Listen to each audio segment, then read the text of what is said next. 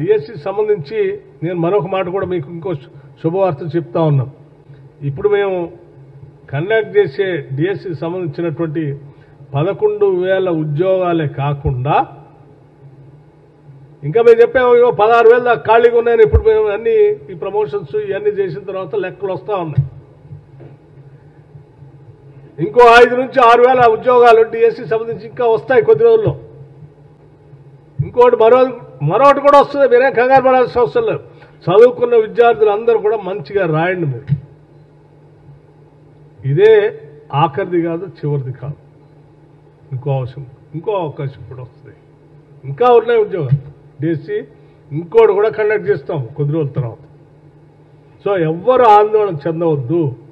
దయచేసి మీరంతా మా బిడ్డలు, తెలంగాణ బిడ్డలు, మీరంతా ఉద్యోగాలు పొంది మంచిగా జీవితాల్లో స్థిరపడాలనే ఆశ, ఆలోచన మా అందరికీ ఉంది.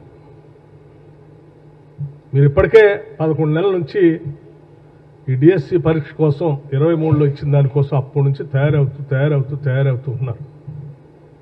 రాయండి ఈ పరీక్షను మంచి సంతోషంగా, తృప్తిగా. దీంట్లో సెలెక్ట్ అయిన వాళ్ళు అవుతారు. ఇంకా పరీక్షలు వస్తున్నాయి, వాటిలో అవుతారు. మళ్ళీ డిఎస్సి కావాలంటే మళ్ళీ కొన్ని రోజుల తర్వాత మళ్ళీ ఒక డిఎస్సి వస్తుంది.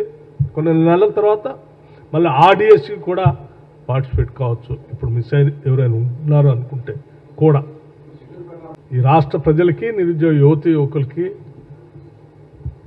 మీ భవిష్యత్తుని కాంక్షించేటువంటి ప్రభుత్వంగా, మీ భవిష్యత్తే రాష్ట్ర భవిష్యత్తుగా భావిస్తూ ఉన్నాం. మీరందరూ మంచిగా పరీక్షలు రాసి ఉద్యోగాల్లోకి వచ్చి ఈ రాష్ట్ర భవిష్యత్తుకి, మరీ ముఖ్యంగా పేద బడుగు బలహీన వర్గాలు చదువుకునేటువంటి ప్రభుత్వ పాఠశాలకు సంబంధించి త్వరితగతిన టీచర్స్ కావాలి మనకి.